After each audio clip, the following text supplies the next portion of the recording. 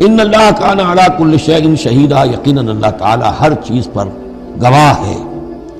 اب آئی ہے وہ آیت، اصل میں کانٹے دار آیت جو ہے، جو عورتوں کے حلق سے بہت مشکل سے اترتی ہے، کانٹا بن کر اٹک جاتی ہے۔ الرجال قوامون علی النساء، یہ تمہید تھی ساری، ایک سورہ بقرہ میں تمہید آ چکی تھی، علیہن لہن مثل الذی علیہن بالمعروف وللرجال علیہن درجہ، یہ کہہ کے بات چھوڑ دی۔ آگے آئے لا تتمنوا ما فضل اللہ بعضهم علی بعض، اور مزید اس کے لیے ذہنی جو ہے تیاری کر دی۔ اب آ رہی ہے وہ چیز جو چبھنے والی چیز ہے۔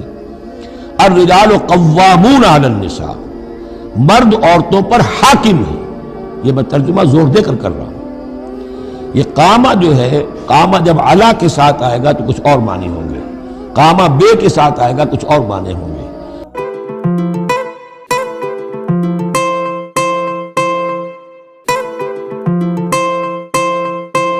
عدل کو قائم کرنے والے بن کر کھڑے ہو جاؤ۔ قامہ علا، کسی کے اوپر، سر پر مسلط ہونا، یہ ہے گویا کہ ایک درجہ حاکمیت ہے۔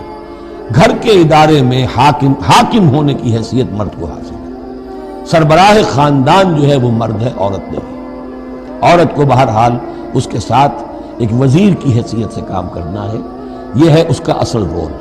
اسی لیے میں بیان کر چکا ہوں کہ وہ جو نسیان کا معاملہ تھا، اللہ تعالیٰ نے اس کے اندر، چونکہ یہ سیکنڈ رول پلے کرنا ہے اسے یقیناً اس کے جذبات کو جو زیادہ ٹھیس پہنچنے کا امکان رہے گا۔ آدمی کو، ہر انسان، مرد بھی چاہتا ہے میری بات چلے، عورت چاہتی ہے میری بات چلے۔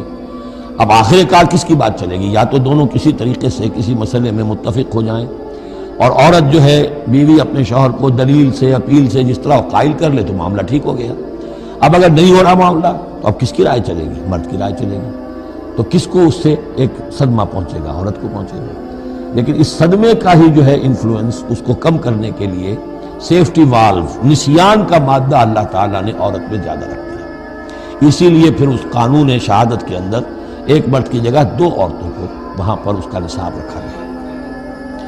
الرجال قوامون علی النساء بما فضل اللہ بعضهم علی بعض۔ اب یہ دوسری بات ہے کہ اگر وہ شوہر حاکم ہو کر ظلم کرتا ہے، ان کے حق ادا نہیں کرتا ہے، تو اللہ کے یہاں بڑی سخت پکڑ ہوگی۔ یہ تو دوسری بات ہے بالکل۔ لیکن یہ کہ جو قانون ہے اسلام کا وہ یہی ہے کہ یہ اختیار دیا گیا، اب آپ اس اختیار کا غلط استعمال کر رہے ہیں، آپ اس کو ظلم کا ذریعہ بنا رہے ہیں، تو اس کی سزا اللہ تعالیٰ کے ہاں آپ کو مل جائے گی۔ بما فضل اللہ بعضهم علی بعض، بسبب اس فضیلت کے جو اللہ نے بعض کو بعض پر دی ہے، تو بما انفقوا من اموالہم، اور بسبب اس کے کہ جو وہ خرچ کرتے ہیں اپنے مال۔ اب دیکھیے یہ خرچ کرنے کا معاملہ اسلام میں شادی سے شروع ہو گیا۔ شادی مرد کی بھی ضرورت ہے، عورت کی بھی ضرورت ہے، لیکن مرد مہر دیتا ہے، عورت مہر وصول کرتی ہے۔ تو جو خرچ کرنے والا ہے اب اس کی ایک حیثیت دوسری ہو گئی۔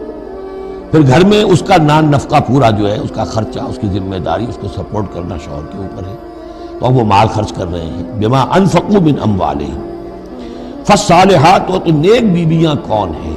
جو کہ ایک یوں سمجھیے قرآن کے نزدیک ایک عورت کا جو اچھا کردار ہونا چاہیے، ایک خاتون خانہ کی جو بہترین روش ہونی چاہیے، وہ یہاں 3 الفاظ میں آئی ہے۔ فالصالحات، نیک بیویاں قانتات، ایک تو فرما بردار ہوتی ہیں، شوہروں کی فرما بردار۔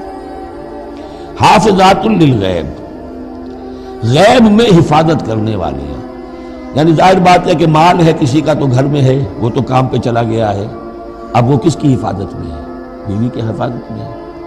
اسی طرح اب بیوی کی جو عصمت ہے وہ در حقیقت مرد کی عزت ہے، اب وہ اس کی عزت کی حفاظت کرے اس کی غیر موجودگی میں۔ اسی طرح مرد کے راز ہوتے ہیں، سب سے زیادہ بڑھ کر جو ہے رازدان وہ تو بیوی ہوتی ہے۔ تو 3 اعتبارات سے حافظات للغیب، حافظات للغیب، غیب میں حفاظت کرنے والی ہیں۔ حفاظت کرنے والی ہیں شوہر کے مال کی، شوہر کے رازوں کی، اور شوہر کی عزت کی۔ بما حفظ اللہ، اللہ کی حفاظت سے۔ حفاظت ہے تو اللہ کی، لیکن جیسے رازق اللہ ہے، لیکن کام تو انسان کو کرنا پڑتا ہے، رزق کمانا پڑتا ہے۔ واللاتی تخافون نشوزہن، اور وہ خواتین کے جن کے بارے میں تمہیں اندیشہ ہو جائے ان کے اندر سرکشی کا، ضد ہے، ہٹ درمی ہے، بات نہیں مان رہی ہے، اپنی بات منوانی ہے، کسی نہ کسی طریقے سے گھر کی فضا خراب کی ہوئی ہے، یہ ہے نشوز۔ ذہناً تسلیم نہ کرنا کہ میری حیثیت جو ہے وہ بہرحال شوہر کے تابع دار کی ہے. اس کو اگر تسلیم نہیں کریں گے تو ظاہر بات ہے فرکشن ہوگی، اور فرکشن جو ہے اس کے نتیجے کے اندر وہ گھر کے اندر جو ہے وہ ایک فساد پیدا ہوگا. واللاتی تخافون نشوزہن فعظوہن، تو ان کو پہلے تو نصیحت کرو. واہجروہن فی المضاجع، دوسرے تنبیہ کے طور پر ان سے تعلق اپنے بستر علیحدہ کر لو، اور ان کے ساتھ وہ تعلق ذل و شو جو ہے کچھ عرصے کے لیے بند کر دو. وَاضْرِبُوهُنَّ، اس پر بھی ٹھیک نہ ہو تو انہیں مارنے کی بھی اجازت ہے. اس میں حضور نے جو روکا ہے وہ یہ ہے کہ چہرے پر نہ مارا جائے، اور کوئی ایسی مار نہ ہو جس کا مستقل نشان جسم پر پڑے. اب یہ چیزیں اللہ کا کلام ہے، اس کے اندر جو ہے کوئی ہمارے لیے کوئی جھجک نہیں ہے. معاشرتی زندگی کو ٹھیک رکھنے کے لیے اس کی ضرورت پیش آئے تو وہ بھی کرنی ہوتی ہے. فَإِنْ أَطَعْنَكُمْ، پھر اگر وہ تمہاری اطاعت کریں، فَلَا تَبْغُوا عَلَيْهِنَّ سَبِيلًا، تو اب ان پر خام خواہ کی زیادتی کرنا، پچھلے غصے نکالنا، بار بار جو ہے وہ اپنے غصے کا اظہار کرنا، یہ بھی ٹھیک نہیں ہے. ان اللہ کان علیٰ کبیرہ، یقیناً اللہ تعالیٰ بہت بلند ہے، بہت بڑا ہے.